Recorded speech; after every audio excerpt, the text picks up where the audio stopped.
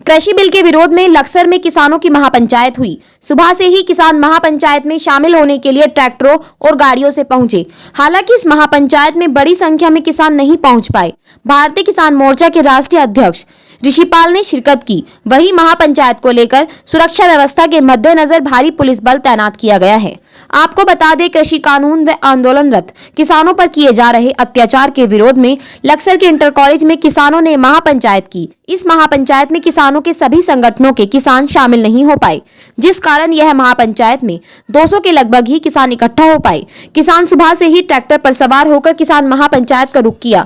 दरअसल दिल्ली में पिछले 2 महीने से आंदोलन कर रहे किसानों के समर्थन में इस महापंचायत का आयोजन किया गया।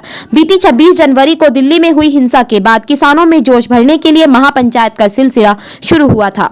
भारतीय किसान मोर्चा के राष्ट्रीय अध्यक्ष ऋषिपाल ने मंच पर संबोधन के दौरान सरकार के खिलाफ जमकर बरसे। मैंने कहा कि जब तक सरकार तीनों कानूनों को वापस नहीं लेती, तब तक किसान पीछे नहीं हटेंगे। प्लेन किया, अच्छे से समझाया। 2 महीने से तो दिल्ली के चारों तरफ किसान बैठे हैं और आपको पता होगा, मुस्कुरा के कृषि मंत्री जी ने क्या कहा कि कानूनों में काला क्या। हमारे 40 सदस्यों ने, जो हमारे पंचायती थे, उन्होंने सरकार को समझाने का 11-12 मीटिंगों में काम किया। किसान अगर सरकार के अंदर थोड़ी सी भी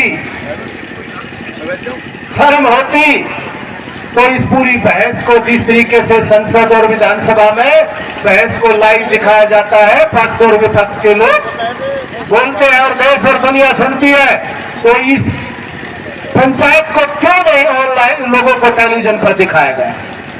जब हमारे के रुख को देख के नहीं लग रहा है और हम ये कह रहे हैं कि सरकार 2024 तक तो मानेगी, और हम तो ये कह रहे हैं, कोशिश हमारी ये है कि 6 महीने में सरकार ही गिर लेगी। जिसने भी किसान का उत्पीड़न किया, कोई भी सरकार रही, उसका अंत किसान नहीं किया। और अब हमें लग रहा है कि सरकार ज़्यादा दिन नहीं चलेगी। आने वाला समय किसान का है और मोदी जी को ये वहम हो थोड़ा, अगर ये किसान भाग जाएंगे।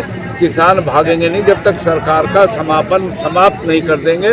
अभी आपने देखा पंजाब में क्या हो रहा है, उसके बाद में अभी रिजल्ट आए, कल भी आए, वहाँ भी क्या हुआ, सुपड़ा साफ, और उत्तराखंड में भी सुपड़ा साफ होगा।